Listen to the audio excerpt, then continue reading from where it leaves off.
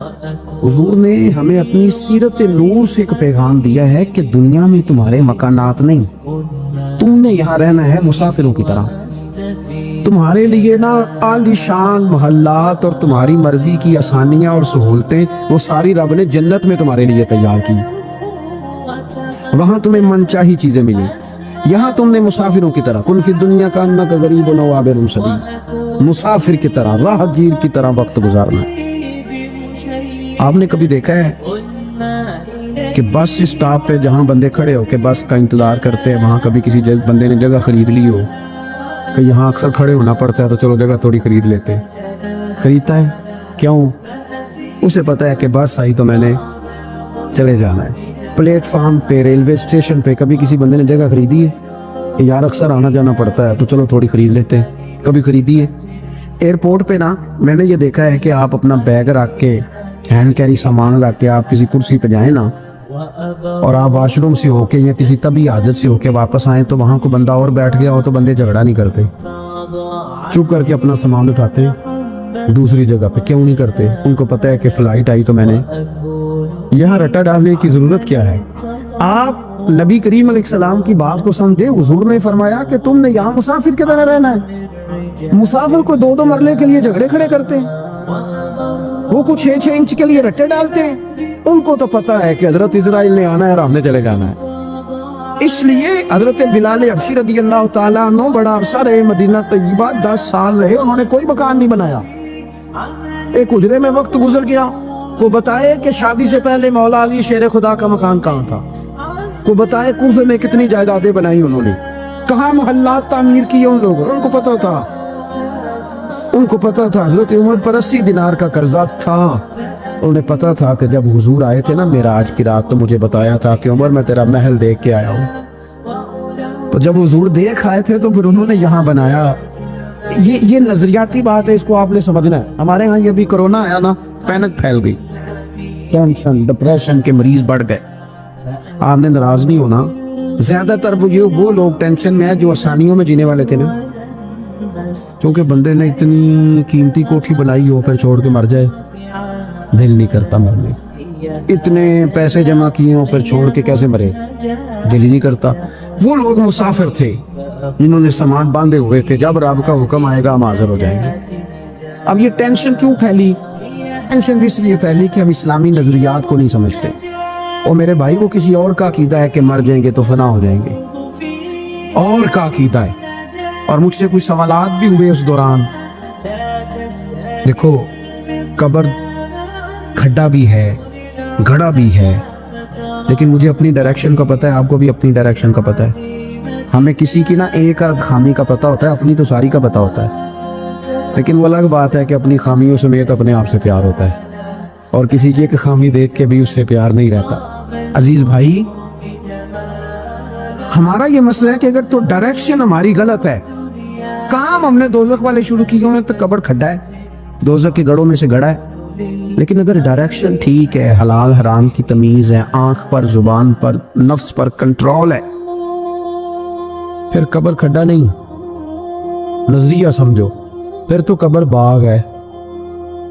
नहीं समझे आप मेरी बात? कब्र है, बाग में जाते हुए डर लगता है, परेशानी होती है, दिल घबराता है। वो जी कब्र में ऑक्सीजन कहाँ से आएगी? मैंने कहा जहाँ अम्मा के पेट में बच्चा होता है तब कहाँ से आती है?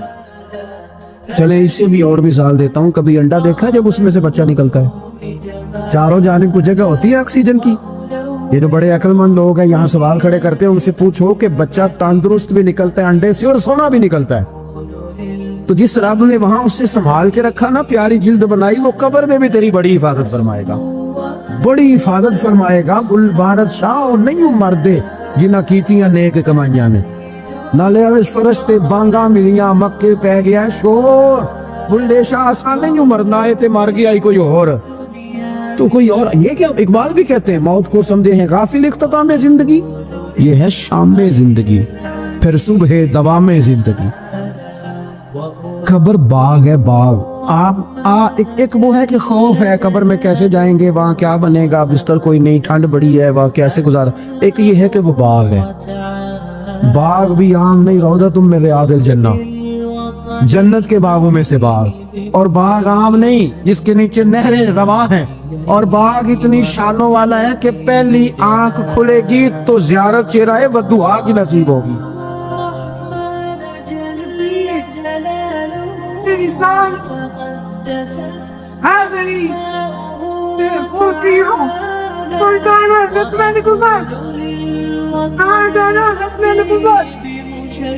ہاں میری بات پر توجہ کریں، جب آپ کا یہ نظریہ بن جاتا ہے نا کہ میرے لیے آگے بڑا کچھ ہے۔ جو لوگ یہاں سے گئے تھے نا سعودی عرب محنت مزدوری کرنے، انہوں نے وہاں مکان بنائے۔ میں نے دیکھا ہے کہ جس نے جو گیا تھا نا 35 سال پہلے جو کمبل خریدا تھا، واپس آنے تک وہی کمبل ہے، اور وہاں بیٹھ کے اس کو پتہ ہے نا میرا گھر پاکستان میں ہے، تو یہاں وہ ٹائلیں بھی لگواتا ہے، حالانکہ آ کے سال میں رہنا 15 دن ہے، 20 دن ہے، ٹائلیں بھی لگوا رہا ہے، تیاریاں بھی، کیوں کہ ذہن بن گیا میرا اصل گھر ہے۔ یہ حضور ہمیں سوچ دیتے ہیں کہ تمہارا اصل گھر جنت میں ہے۔ اسی پنجابی سے ایک لفظ بول رہے ہیں، تم کدے سوچیا بھی نہیں ہوگے گا، بولتے ہیں نا جی، اس کا معنی کیا ہے کہ تیری سوچ سے تیرے ادراک سے ماں برا بات کر رہا ہوں۔ حضور کیا فرماتے ہیں؟ نبی پاک فرماتے ہیں تمہارے لیے رب نے جنت میں وہ نعمتیں تیار کی ہیں نہ کسی آنکھ نے دیکھی نہ کسی کان نے سنی، اور فرمایا تمہارے دل پر خیال بھی نہیں گزرا ہوگا کہ اللہ یہ عظمت عطا فرمائے گا۔ اس کی طرف رغبت، یہ تو آپ آئے ہیں جاہل لوگ جو جنت کا مذاق اڑاتے۔ ہمارے بعض نعت خواں اللہ ماشاءاللہ، بعض ادیب، بعض شاعر، بعض واعظین، وہ کہتے ہیں میں جنت ہوگا دی گل کرنا، اگا کتے جانا ہے تو یہی سارا کچھ ہے، جنت میں ہی اللہ کا قرب ملے گا اور یہی رسول اللہ کی زیارت بھی نصیب ہوگی۔ آگے کدھر جانا ہے تو نے؟ کون سی نئی جگہ بنا لی نہیں ہے تو نے؟ بات کو سمجھے۔ اب حضور نے نظریہ دیا، حضرت عمر فاروق رضی اللہ تعالیٰ عنہ سرکار سے ملنے آئے۔ حضور نہ موٹے باندھ کی چارپائی پہ آرام فرما تھے، تم تے پائی پنڈا چوی بیڈ میں باندھ دیاں چارپائیاں کتھے رہ گئیاں؟ کی آخی تاسی مونج دی منجی؟ بولو نا یار، مونج دی تے جیڑی جینس چ ملدی سی اودے پاس پاوے رنگین ہوندے سن، انجے یہ اوہو، لیکن کمال تھی نا یار، مکان کچے بندے پکے، محبت گہری، پیار زیادہ۔ حضرت عمر آئے، اللہ کے رسول آرام فرماتے موٹے باندھ کی چارپائی پہ، حضور حضرت عمر کے لیے اٹھے تو کمر پر نا یہ جو موٹے باندھ کی چارپائی ہوتی ہے اس کے نشان پڑ جاتے ہیں، اور ہم نے دیکھے اکثر بزرگوں کی کمروں پہ نشان ہوتے، اکثر دیکھے۔ سرکار اٹھے تو کپڑا مبارک ذرا ہٹا تو دیکھا کہ نشان پڑے ہوئے، تو حضرت عمر رو پڑے، دلیر آدمی تھے پر رو پڑے، حضور کی محبت میں روئے۔ عرض کی یا رسول اللہ، کیسر و کسرا تو دنیا میں بڑی آسانیوں میں ہیں اور آپ اللہ کے حبیب ہو کے وہ درد سے رو رہے ہیں، اخلاص سے بات کر، لیکن نبی کریم علیہ السلام ان کی سوچوں کو بدل رہے ہیں، انہیں نظریہ دے رہے ہیں۔ حضور فرمانے لگے عمر تم پسند نہیں کرتے کہ وہ دنیا میں تھوڑی آسانی لیں اور آخرت میں رسوا ہو جائیں، اور یہ پسند نہیں کرتے کہ ہم دنیا میں تھوڑی تکلیف برداشت کریں اور آخرت کی ساری سعادت اللہ ہمیں ہی عطا فرما دے۔ اس لیے حضور نے فقر کو پسند کیا، سادی روٹی کو پسند کیا، کچے مکان کو پسند کیا۔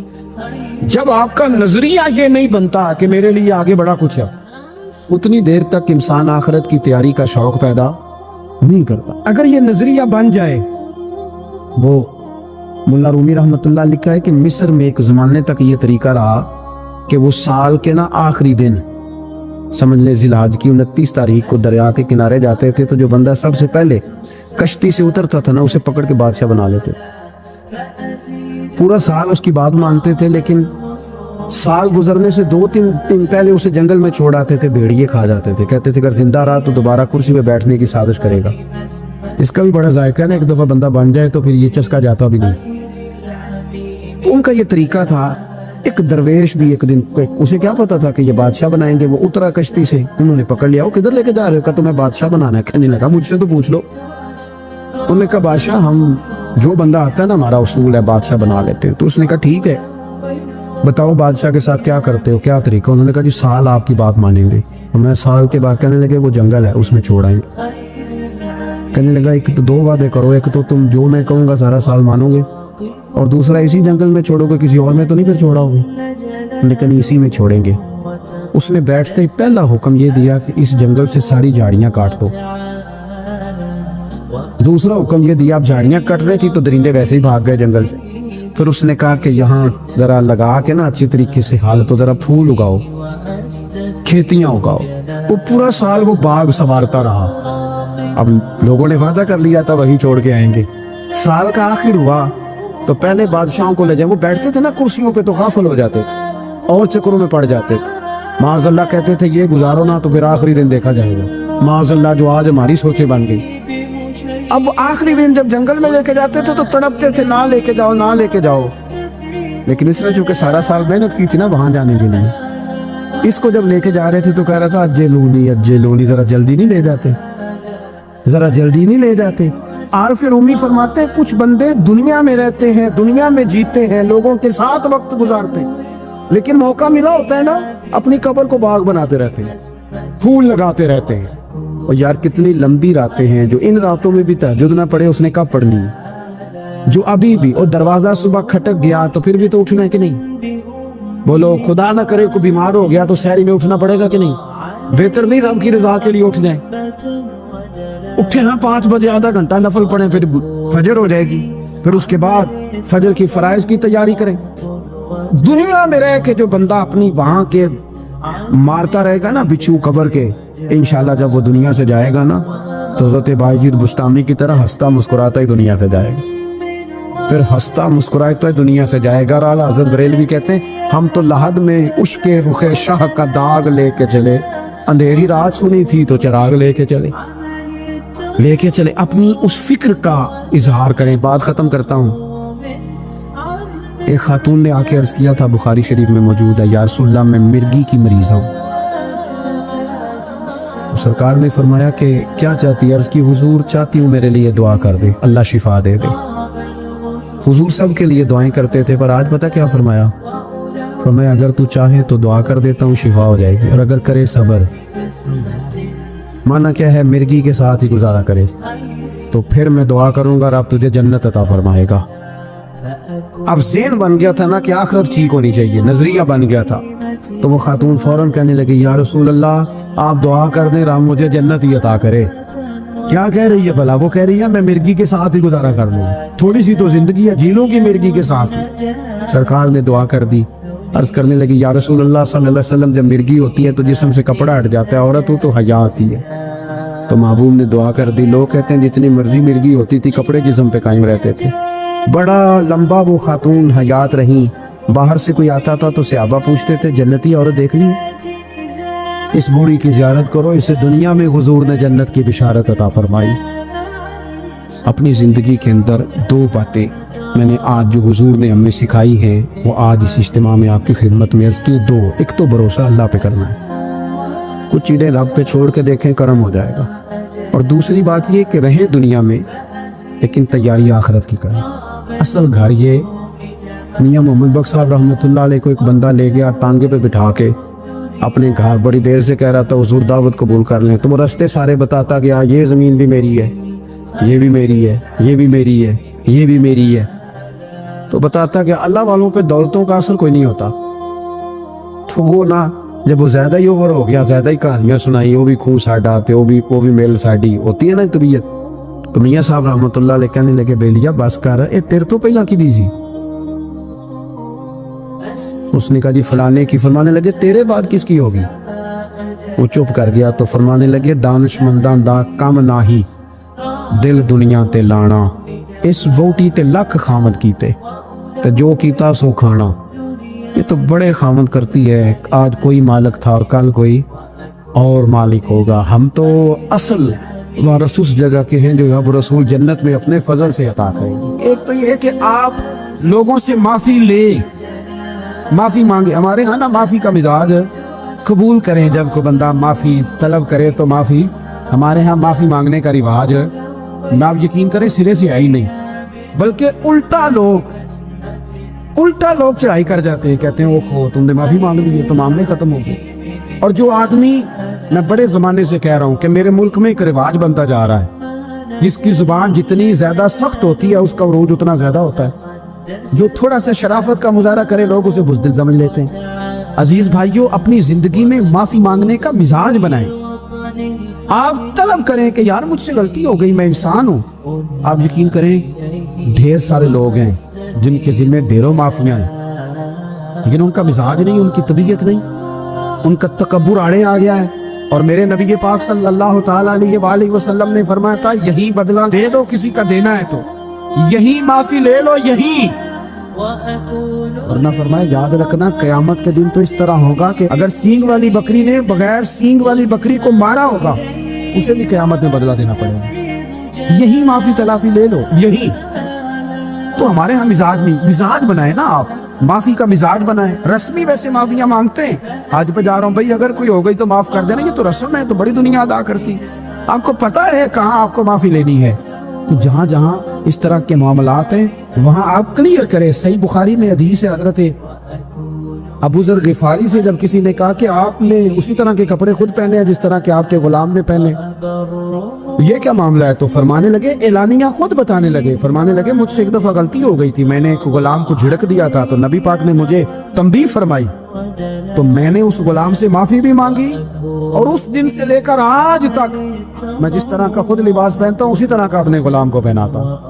تو وہ خود بیان کر رہے ہیں, وہ لوگ اظہار کر رہے ہیں کہ ہم نے یہاں نبی پاک علیہ الصلوۃ والسلام کے تنبیہ کرنے پر ہم نے اپنے غلام سے, خادم سے یا کسی غلام سے معافی مانگی. تو معافی مانگنے سے بندے کا قد کبھی چھوٹا ہوتا ہے؟ میرے نبی پاک علیہ السلام نے فرمایا جو معافی مانگ لے اللہ تو اس کی عزت میں اضافہ کر دیا کرتا ہے. تو اس لیے ایک تو جہاں یہ معاملہ ہے وہاں, اور دوسری جو آیت میں نے تلاوت کی اس میں اللہ کہتا ہے کہ غصہ پی بھی جاؤ, معافی مانگو بھی اور معاف کر بھی دو. والکاظمین الغیظ والعافین عن الناس, فرمایا وہ لوگ جو غصہ پی جاتے ہیں اور لوگوں سے درگزر کرتے ہیں, لوگوں سے درگزر کرتے ہیں. واللہ یحب المحسنین, اللہ ان احسان کرنے والوں سے محبت فرماتا ہے, ان سے اللہ پیار کرتا ہے. تو رب فرماتا ہے جو غصہ پی جاتے ہیں والعافین عن الناس, اور لوگوں سے درگزر کرتے ہیں, ایک تو معافی مانگے اور دوسرا معاف کر بھی دے. اگر دل میں کوئی بات ہو تو معاف, ہر روز لوگوں کو معاف کر کے سویا کریں. پہلے تو اس طرح کا کوئی کام ہی نہ کریں. ایک شخص نے جملہ کہا تھا, لکھا تھا, کمال لکھا تھا, اس نے کہا تھا کبھی ایسا کوئی کام نہ کرنا کہ کوئی تمہاری وجہ سے جا کے رب کے سامنے رونا شروع کر دے. ایسا کوئی کام نہ کرنا کہ کوئی بندہ تمہاری شکایتیں اللہ رسول کو لگائے. اس طرح کا کبھی کام نہ کرنا کہ وہ تڑپ اٹھے اور کہے اب تمہارا شکوہ میں نے وہیں کرنا ہے. کچھ لوگوں کی شکایتیں کرنی پڑتی ہیں اللہ رسول کی بارگاہ میں بھی, اپنے مشائخ کی بارگاہ میں کر دیتے ہیں بعض اوقات. انسان وہ بے بسی کے عالم میں کرے یا بہت زیادہ تکلیف اسے سہنی پڑے تو تب کرے, ہو جاتا ہے. تو ایک تو ایسا کرے نا, اور کوشش کریں لوگوں کو معاف کر دیں, اپنے دل سے چیزیں نکال دیں. دو لوگ بیٹھے تھے نا حرم مکہ میں, ایک صاحب کہہ رہے تھے کہ میرے اوپر بدر میں جو قتل ہو گئے کفار, ان کا ذکر چل رہا تھا, تو دونوں گفتگو کر رہے تھے بدر میں ہمارے اتنے لوگ مسلمانوں نے مار دیے. تو ایک ان میں کہنے لگے کہ اگر میرے اوپر قرض نہ ہوتا اور میرے چھوٹے چھوٹے بچے نہ ہوتے تو میں تو تلوار لے کے جاتا اور مدینہ شریف جا کے معاذ اللہ بدلہ لے آتا. دوسرا کہنے لگا میں دیتا ہوں نا تیرے بچوں کا خرچہ بھی, اور میں تیرا قرضہ بھی اتارتا ہوں, تو جا. اس نے کہا پکی بات ہے؟ کہا ہاں, قرضہ بھی میں اتار دوں گا, تیرے بچوں کا خرچ بھی اٹھاؤں گا, تو جا. اس نے خنجر تیار کیا, تلوار تیار کی, گھوڑے پہ بیٹھا, گلے میں وہ تلوار اس نے اپنے ڈالی اور مدینہ شریف آ گیا. اتفاق کی بات یہ کہ ملاقات حضرت عمر سے ہوئی. جناب عمر کہنے لگے مجھے تیری نیت ٹھیک نہیں لگتی. پکڑا کدھر آئے ہو؟ کہنے لگا میں تو بدر کے قیدیوں کے بارے میں بات کرنے ہیں. پر میں تلوار لے کے چل تجھے حضور کے پاس لے کے جاتا ہوں. نبی کریم کی بارگاہ میں لے گئے تو حضور فرمانے لگے کیسے آئے ہو, کیسے آنا ہوا؟ کہنے لگے جی میں تو بدر کے جو قیدی آپ کے پاس ہیں ان کی بات کرنے آیا تھا. تو حضور فرمانے لگے چل پھر باقی کی میں سناؤں. خیال آیا مسلمان ایک کو بد پہچان جاتے ہیں, محمد آدمی کے دل کی باتیں جان جاتے ہیں صلی اللہ تعالی علیہ وسلم. فرمایا میں سناؤں؟ حضور کیا؟ فرمایا تم اور فلاں بن فلاں وہاں بیٹھے ہوئے تھے نا حرم مکہ میں فلاں پہاڑ کے ساتھ ٹیک لگا کے, اور تم نے یہ کہا تھا نا کہ قرضہ نہ ہوتا, بچے چھوٹے نہ ہوتے تو بدر کے مقتولین کا میں بدلہ لیتا. یہ سارا کچھ طے کر کے پھر آئے ہو تلوار لے کے, اور یہاں کہتے ہو میں قیدیوں کے بارے میں بات کرنے آیا تھا. اس کے تو پسینے چھوٹ گئے, وہ تو بےحال ہو گیا. اس نے کہا اس کا تو سوائے اس کے اور میرے کسی کو نہیں پتا. اگر آپ کو پتا چل گیا ہے تو پھر آپ اللہ کے سچے رسول ہیں. تو حضور اگر آپ کو پتا چل گیا ہے کہ میں قتل کرنے کے ارادے سے آیا ہوں, میں معاذ اللہ بدلہ لینے آیا ہوں, اللہ کرے آپ کو سمجھ آئے میری بات کی. یعنی ایک تو یہ ہے کہ بندہ وہ پکڑا گیا ہے، اور ایک یہ کہ کسی کو پتہ چل گیا ہے کہ یہ اس کام آیا ہے. پھر لوگ جب معافی دیتے ہیں تو بڑی کہانیاں سنا کے دیتے ہیں، ایسے نہیں دیتے. حضور اب آپ کو پتہ چل گیا ہے تو کیا کریں گے؟ تو حضور فرمانے لگے تو بتانا تیرے ساتھ کیا کریں. اس نے کہا کہ میں نے سنا ہے آپ معاف بڑا کر دیتے ہیں. یعنی یہ گھر سے کو پیار کرنے نہیں آیا، پھولوں کا گلدستہ لے کے نہیں آیا، تلوار لے کے آیا ہے، لیکن یہ میرے محبوب کا حوصلہ ہے. اور آیا بھی این مسلمانوں کے بیچ ہے جو چاہیں اس کے ساتھ کر سکتے ہیں. اس نے کہا معاف کر دے، تو حضور نے فرمایا جا میں نے معاف کیا. حضور نے معاف کیا. وہ کہتا حضور معاف کر رہے تھے اور رب میرے دل میں ایمان کو تازگی عطا فرما رہا تھا. حضور نے معاف کیا اور میں نے کلمہ پڑھنا شروع کر دیا. ہم معافی نہیں دیتے، کبھی کبھی صلح تو کر لیتے، صلح ہو جاتی ہے، پنچایت میں صلح ہو گئی، پھر لڑائی ہوئی، پھر بات شروع سے شروع ہو گئی کیونکہ ہم نے معافی، پھر وہ بات شروع ہو گئی 1955 سے. تو وہ بھی آکھیا سی، تو اے بھی کیتا سی، وہ بننے والی گل یاد ہی، او بس کر یار، کچھ بھولیں بھی تو. بچے پتہ کیوں خوش رہتے ہیں؟ آپ کو پتہ ہے بچے کیوں خوش رہتے ہیں؟ بچوں کو بات بھول جاتی ہے. اس لیے بچے، اماں نے ادھر 2 تھپڑ مارے 3-4 منٹ پہلے، اور اگلے 5 منٹ میں اماں نے پھر ماتھے کا بوسہ لیا تو بھول گئی بات. اللہ کرے کوئی تھوڑے تھوڑے بچے بھی بن جائیں. یہ جو بہتے سیانے ہیں نا، ان کا بھی اللہ ہی حافظ ہے. عقل زیادہ آ گئی ہے نا. اس لیے اقبال جیسے لوگوں نے کہا تھا خرد کی گتھیاں سلجھا چکا ہوں، یا رب مجھے صاحب جنوں کر دے، صاحب جنوں کر دے، صاحب اللہ کوئی تھوڑا سا مجھے مجنون بھی بنا. یہ زیادہ عقل تو کسی کام کی رہی نہیں، پاگل کر دی، پاگل کر دی.